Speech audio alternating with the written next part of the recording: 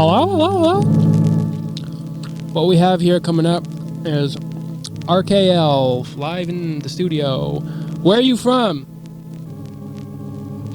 I'm originally from Santa Barbara, California. Shut up. We're going to play one of their songs, and then Liz is going to interview them. And I have control over the mic, so if I don't like what they're talking about, then they don't get to talk. So listen tight. Here's R.K.L live at KUSF right now. Give me a call and tell me what you think.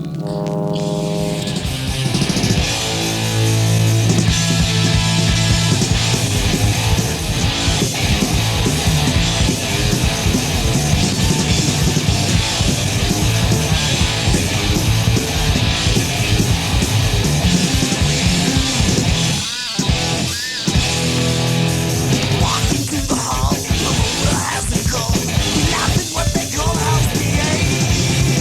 Rather than free.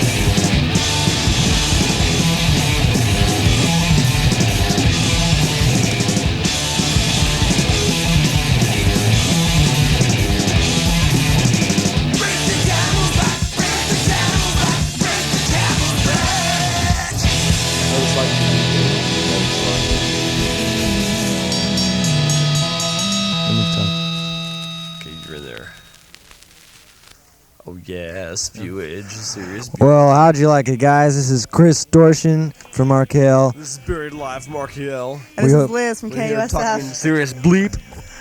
I hope you caught our show today with verbal abuse. I thought they were really hot.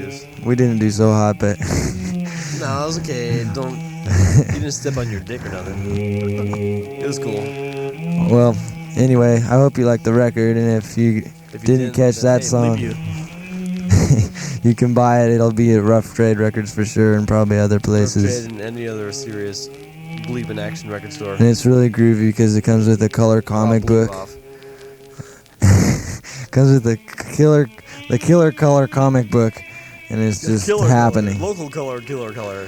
And I hope all the zombies in the railer are listening right now because I hope they are. They're out there and burned. And they can't come in. Sitting there and sniffling and whining and moaning.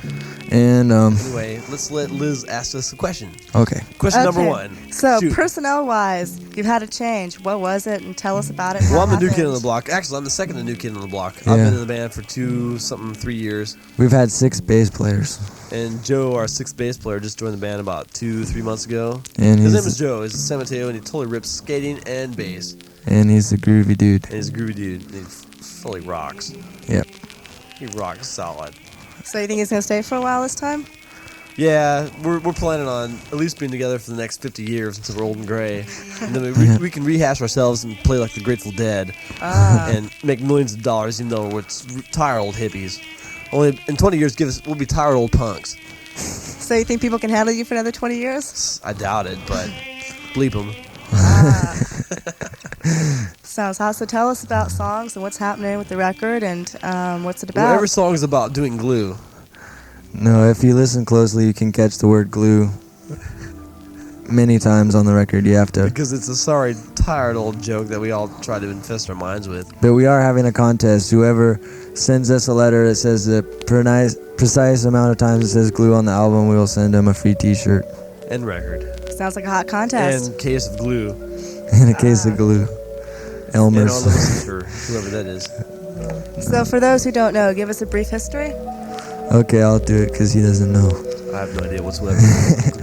Okay, R.K.L started because me and Bomber used to surf together. Bomber's a drummer, and we just jammed. And I taught him how to play drums and stuff because I had a drum kit, and we just played Devo songs in my bedroom. And then we split up, and then we met together again, and then we tried to form a band with this little rat named Nathan that I met in Carpinteria when I was living there, and we were all, we need a bit or a guitarist.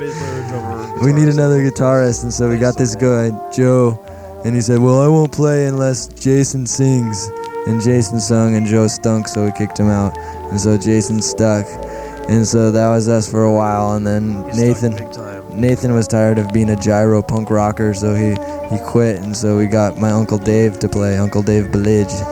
And he was a really cool guy, but he couldn't play very well either. And then we got Alpo, and then we got Vince, and then we got Ricky, and then Ricky flaked, and then we got Barry to play bass, but then that didn't work. And then I don't know what happened. Then Vince was back in the band. Yeah, and then you guys begged, crawled, and sniveled. You crawled over mountains and crawled through oceans and swam through oceans and climbed mountains and crawled through deserts just to get me back in the band. Yeah. And then we got Ricky back in the band. He flaked. And now we got Joe, who rules. Joe completely rules. We also put out some records on Mistake Records. And that was a big mistake. Doug Moody is a worthless buck bleeping son of a bleep. And we urge you not to buy Mystic Records because we will never get any money out of it. Son of a bleep. And you're just sending Doug Moody off to the Bahamas next year if you buy a record from them. Use of normal words. But buy our Alchemy record because Alchemy rules. It's completely 100% psychedelic. And there's some really good bands on Alchemy Records. Yeah, hippies can enjoy our record. Yeah. I mean, it's psychedelic. What kind of drugs you're on, especially glue. This record rocks. Definitely. So tell me, what do you guys do extracurricularly? After shows, before shows, outside life? Skate. Groupies and glue. Best we can offer. Drive around. We drive around and meet talk people. And hang out. Spew. Blurb. No, we dwell. and we drink, and we work. Drink and we bleep and we. I work, but Barry doesn't work. I don't work at all. I work at catching a serious buzz all the time. Yeah, I'm a buzz person at the Hard Rock. But now we're gonna play another song Called Scab on My Brain. Scab on My Brain. Is this Scab on My Brain? Tell me, Mr. GJ. It must First song be. on side 1. He's gonna itch his scab now pretty soon. Yeah, man. Here I am, scratching my brain with R.K.L. Scratch your bladder.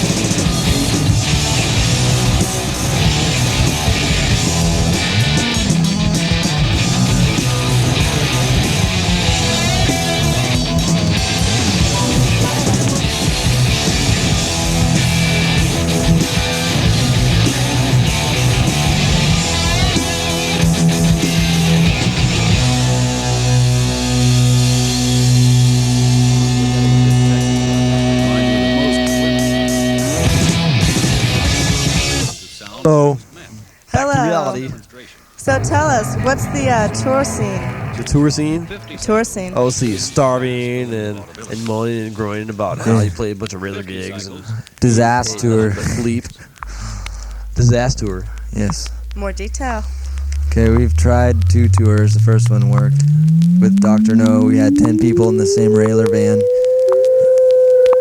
at the same time, and it was really smelly, and everyone thought we would smell bad. 5,000 cycles. But then, After 3 weeks without washing, you definitely smell bad. but we had to get Vince to wash his feet. Oh, he certainly Vince did need to wash his feet. No, I wonder if I hope he's listening right now. No, our last tour was really going okay until we got to New York, and then Bomber got quite sick and flew home, and we just drove from New York Back to home. To Santa Barbara in for 3 Fiesta days. to Rage. Yeah, Santa Barbara for It Fiesta. was quite the disaster tour. We even made T-shirts called Disaster Tour 86, Yes. which is all very nice, but it would have been fine if it was a saboteur. 100% raging all the way. Yep. Next time. Next tour will be Saboteur. And what will that be? Do you have plans for that? Summer. Yeah, next summer. Next summer? Hopefully we might. Here's the initiative plan. Okay, tour to New York, tour to Europe, come back to New York, and tour back. Groovy. This is Okay, groovy now- surfing. now- Circus mode. Now, what about political beliefs and stuff like that? That kind of stuff. Politics are worth nothing but bleep, and Hinkle's gonna make a good mayor. Hinkle make a great mayor.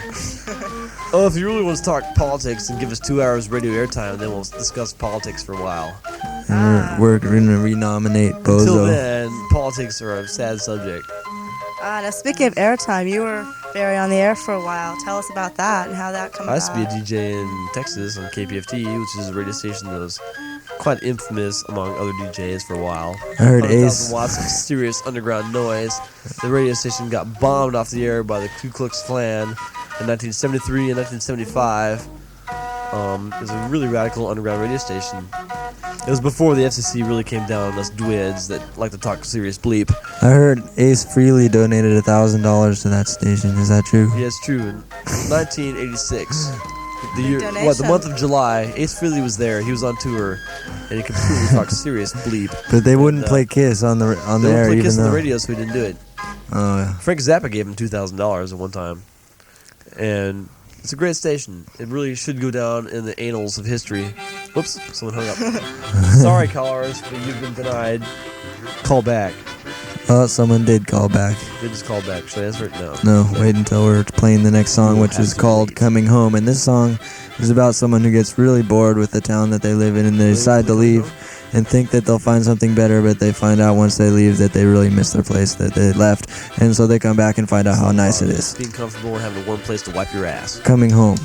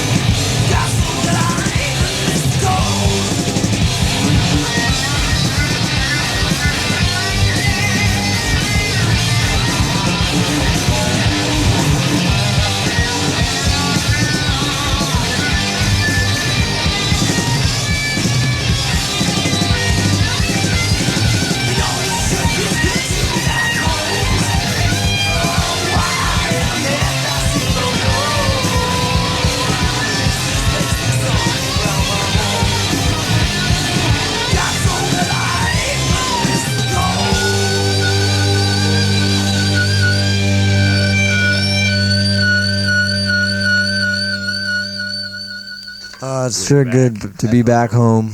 Getting over the Sure Alps is from nice to be Austria back to sunny Well, hello, Italy San might Francisco. be somewhat of a problem in a Model T4. How you doing? Are you at home? Well, okay, now we're going to do a little survey here, so call up at 751 KUSF in about a few minutes, not now, To but see how much you are worth. yeah. Wait a few minutes and call up, and we'll take a survey about the new R.K.L record. And tell us how much you think we are worth. Ugly railer, ghetto, zombie-ish, or ultra bad. Choose one of those. Circle 1. Okay, now what about last comments, last segment of this interview? Let's see. Don't eat any wooden pickles. That's what I say. You'll definitely be able to pick your nose, wipe your butt in good spirit and health. And support the farm. And support the farm. Support the farm by eating chicken. And goat milk. And goat milk. Chicken and goat milk. Buy a goat Buy from the farm. Alchemy. Okay, don't buy Mystic, buy Alchemy. There's a new record out. It should be in all the stores, in all the Kmarts. And the all farm, Woolworths. the farm is selling goats. We'll definitely Rock and Roll Nightmare will definitely be there. If you need a goat, buy it from the farm. And They're we selling don't them. endorse any particular beer, but we definitely endorse beer. So if you're on beer right now, then enjoy yourself. If you're a Satanist, you can buy a goat's head at the farm. At the farm. It'll happen to be connected to a goat. And if you like to bang your head, then bang your head against the nearest brick wall and think of us while you're doing it. And you'll be very metal. Very metal. Mental. Be very mental. Listen to heavy metal. And tomorrow, It's seriously weird. watch The Young Ones on MTV at 8:30. Definitely. And if you like to pick your teeth, then do it. Because it's seriously healthy, and dental hygiene is of the utmost importance. And most important, smoke pot. Smoke pot, do drugs, bleep groupies, and do whatever the bleeping you want to do, okay? Okay, well, thank you Okay. very much for that interview. Well, we're going to play our title song off the album. It's called Rock and Roll Nightmare. And it's about This is a song about you, me, and everybody. and your mom who doesn't like the music. Your mama who doesn't like to do bleep.